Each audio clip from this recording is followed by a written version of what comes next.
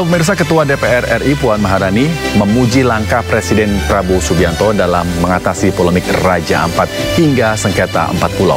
Hal ini disampaikan Puan dalam pidatonya di rapat paripurna ke-20 DPR hari ini. Bersama saya Rizky Hasan, Anda menyaksikan Sido Sore. Pemirsa, belasan kepala desa menggeruduk SMA N1 Jati 7 di Majalengka, Jawa Barat. Penggerudukan terjadi setelah sejumlah warganya tidak diterima sebagai siswa baru. Domisili, tapi sama aja dengan donasi. Berarti Bapak yang menentukan berapa kilo itu. Semua donasi ada apa? Oh, domisili Pak itu gitu. Sejumlah kepala desa di Kecamatan Jati 7 terlihat emosi setelah menyampaikan alasan kenapa warganya tidak diterima SMA Negeri 1 Jati 7 pada tahap awal kepada pihak sekolah setempat. Sebanyak 15 kepala desa menggeruduk SMA Negeri 1 Jati 7 setelah warganya tak terima di SMA setempat dan pihak sekolah memprioritaskan siswa baru di luar Jati 7. Tuntutannya ingin seadil-adilnya lah. Artinya ada istilah di sana bumi dipijak, di situ langit dijunjung. Artinya SMA 177 itu adalah kepunyaan warga Jati 7. Jadi kami kan tahu silsilah dari awalnya itu bagaimana awalnya nginep di SMP, SMA nginep di SD sekian tahun, terus bisa membangun, ditarik supaya yang daftar. Sekarang kami sudah pada tua kan tahu persis perjalanan SMA ini. Nah sekarang udah besar, udah gede, ternyata melupakan terhadap apa itu kacang lupakan kulitnya gitu. Jadi ingin ada kebijaksanaan yang lebih hebat. Kepala SMA Negeri 1 Jati 7, Enjen, menjelaskan pihaknya akan berkoordinasi dengan pimpinan perihal adanya tuntutan kepala desa.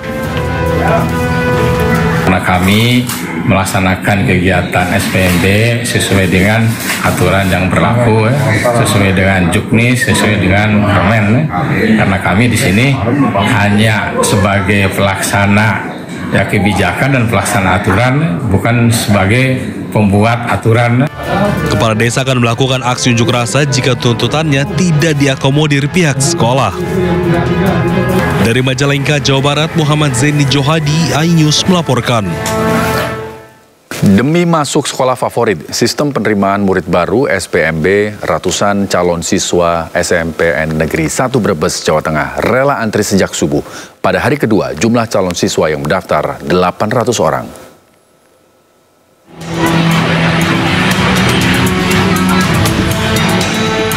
Sejak subuh, ratusan calon siswa diantar orang tuanya melakukan pendaftaran sistem penerimaan murid baru SPMB sekaligus verifikasi berkas di SMP Negeri 1 Brebes.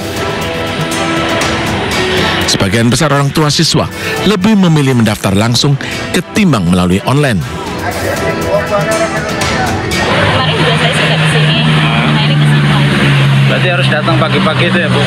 Ya kalau mau siang boleh, cuma kan ada batasnya sampai jam 12.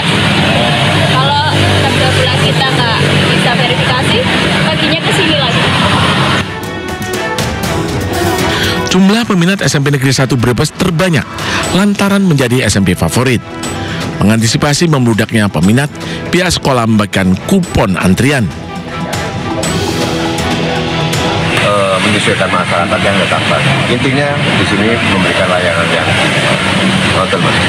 Kalau alasan warga ini kebanyakan apa Pak memilih SMP 1 nih?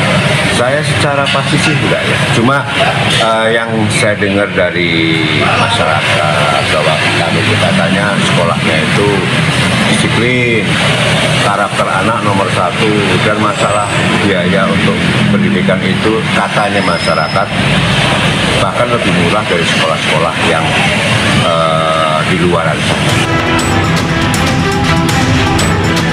Pada hari pertama SPMB, jumlah calon siswa di SMP Negeri 1 Brebes mencapai 771 orang. 204 telah diverifikasi dan 164 orang diterima melalui pendaftaran online.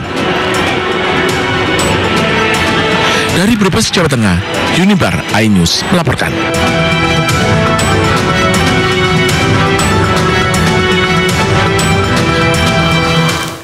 Masa menolak aturan soal overdimension overload atau odol. Ratusan pengemudi truk di Jawa Tengah dan NTB menggelar aksi unjuk rasa.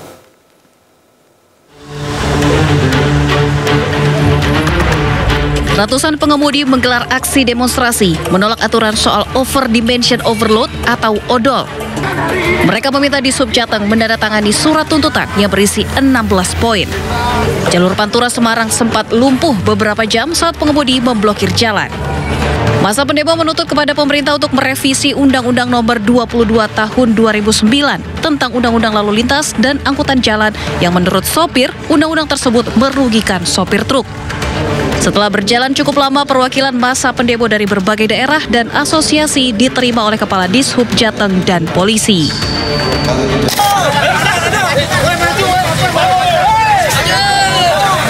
Ratusan sopir truk angkutan juga memblokir jalan utama arah bandara dan pelabuhan Lombok Barat, Nusa Tenggara Barat, tolak aturan over dimension overload.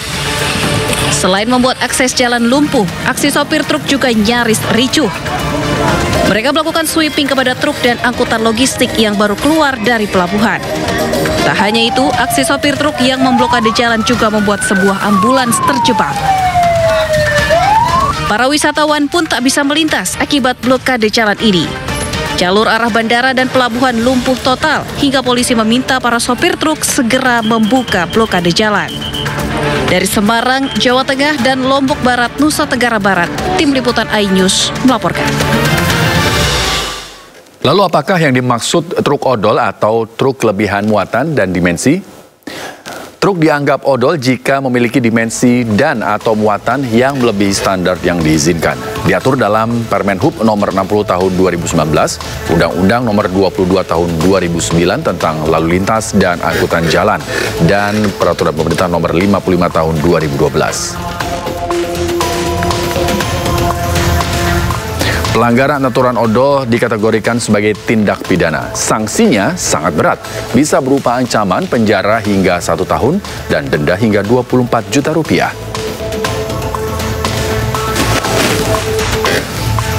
Sejumlah masalah menjadi alasan para sopir truk menggelar unjuk rasa. Di antaranya, sopir bukan dalang utama odol, karena keputusan mengenai muatan dan modifikasi dimensi seringkali berada di tangan pemilik perusahaan atau barang. Penerimaan zero odol dapat mengurangi kapasitas angkut truk yang secara langsung berdampak pada penurunan pendapatan sopir.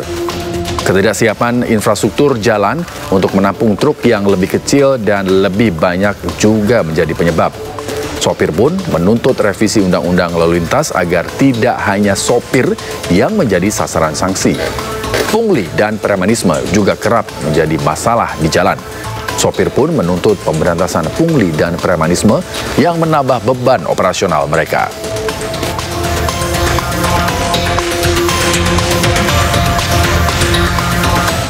Truk kelebihan muatan alias odol kerap menimbulkan kecelakaan di jalan raya. Bahkan tidak sedikit yang mengakibatkan nyawa melayang.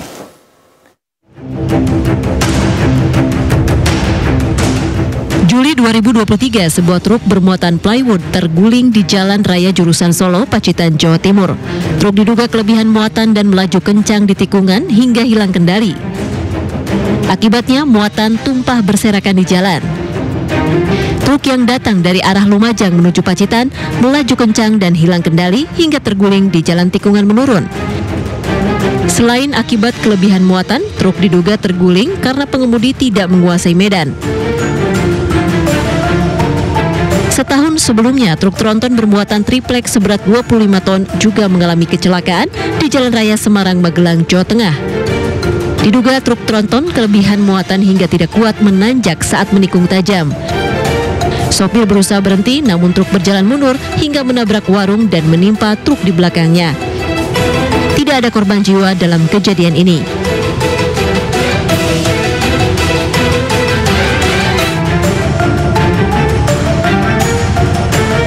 Namun tak sedikit juga kecelakaan akibat truk odol memakan korban jiwa, seperti yang terjadi di Balikpapan, Kalimantan Timur juga di tahun 2022. Sebuah kecelakaan truk mengakibatkan 4 orang tewas dan puluhan lainnya luka-luka. Diduga akibat truk tersebut overdimensi dan overload atau odol. Polisi pun menetapkan sopir truk sebagai tersangka. Banyaknya kecelakaan akibat truk odol memaksa pemerintah menargetkan zero odol sejak di tahun 2023.